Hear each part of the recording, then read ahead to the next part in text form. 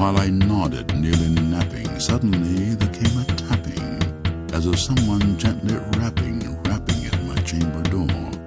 "'Tis some visitor," I muttered, tapping at my chamber door. "Only this, and nothing more."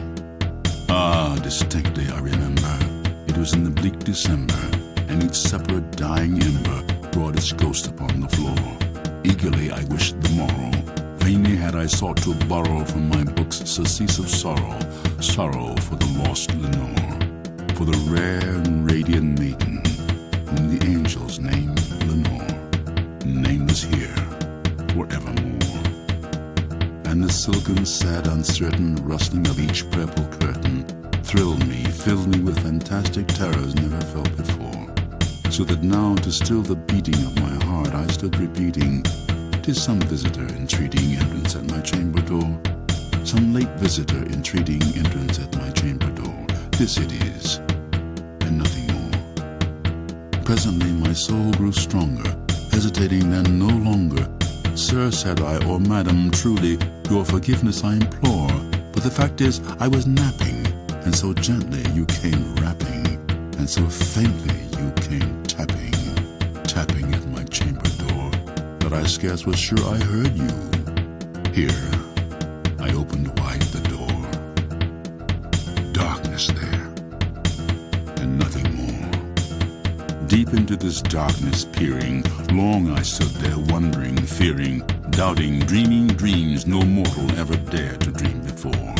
But the silence was unbroken, and the stillness gave no token, and the only word there spoken was the whispered word, "Lenore." This I whispered, and an echo murmured back the word, "Lenore." Merely this, and nothing more. Back into the chamber turning, all my soul within me burning, soon again I heard a tapping somewhat louder than before. "Surely," said I, "surely that is something at my window lattice. Let me see then what thereat is, and this mystery explore. Let my heart be still a moment, and this mystery explore. 'Tis the wind, and nothing more." Open here I flung the shutter, when with many a flirt and flutter in there stepped a stately raven of the saintly days of yore. Not the least obeisance made he, not a minute stopped or stayed he, but with mien of lord or lady perched above my chamber door, perched upon the bust of Pallas just above my chamber door, perched and sat, and nothing more. Then this ebony bird beguiling my sad fancy into smiling by the grave and stern decorum of the countenance it wore. "Though thy crest be shorn and shaven, thou," I said, "art sure no craven, ghastly, grim, and ancient raven wandering from the nightly shore. Tell me what thy lordly name is on the night's Plutonian shore." Quoth the raven, "Nevermore." Much I marveled at this ungainly fowl to hear discourse so plainly, though its answer little meaning, little relevancy bore. For we cannot help agreeing that no living human being ever yet was blessed with seeing bird above his chamber door, bird or beast upon the sculptured bust above his chamber door, with such a name as Nevermore. But the raven sitting lonely on the placid bust spoke only that one word, as if his soul in that one word he did outpour. Nothing further than he uttered, not a feather than he fluttered, till I scarcely more than muttered, "Other friends have flown before. On the morrow he will leave me, as my hopes have flown before." Then the bird said, "Nevermore."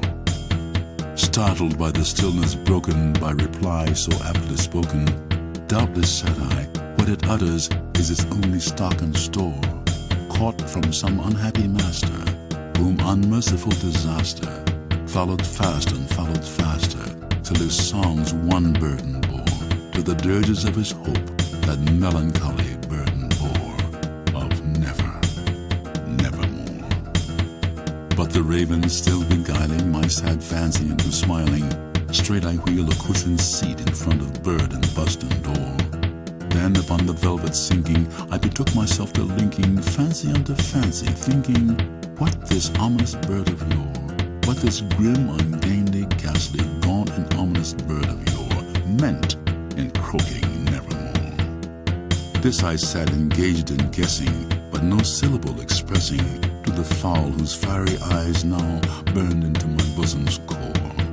This and more I sat divining, with my head at ease reclining on the cushion's velvet lining, that the lamplight gloated o'er, but whose velvet violet lining with the lamplight gloating o'er she shall press, nevermore. Then methought the air grew denser, perfumed from some unseen censer, sung by seraphim whose footfalls tinkled on the tufted floor. Wretch, I cried, thy God hath lent thee, by these angels he hath sent thee, respite and nepenthe from thy memories of Lenore. Quaff, oh quaff this kind nepenthe, and forget this lost Lenore. Quoth the raven, nevermore. Prophet, said I, thing of evil, prophet still if bird or devil, whether tempter sent or whether tempest tossed thee or shore. Desolate yet all undaunted on this desert land enchanted, on this home by horror haunted. Tell me truly, I implore, is there balm in Gilead? Tell me, I implore. Quoth the raven, nevermore. Prophet, said I, thing of evil, prophet still if bird or devil, by that heaven that bends above us, by that God we both adore. Tell this soul with sorrow laden, if within the distant Aden it shall clasp a sainted maiden, whom the angels name Lenore. Clasp a rare and radiant maiden, whom the angels name Lenore. Quoth the raven, nevermore. Be that word our sign of parting, bird or fiend, I shrieked upstarting. Get thee back into the tempest and the night's Plutonian shore. Leave no black plume as a token of that lie thy soul hath spoken. Leave my loneliness unbroken. Quit the bust above my door. Take thy beak from out my heart and take thy form from off my door. Quoth the raven, nevermore. And the raven, never flitting, still is sitting on the pallid bust of Pallas just above my chamber door.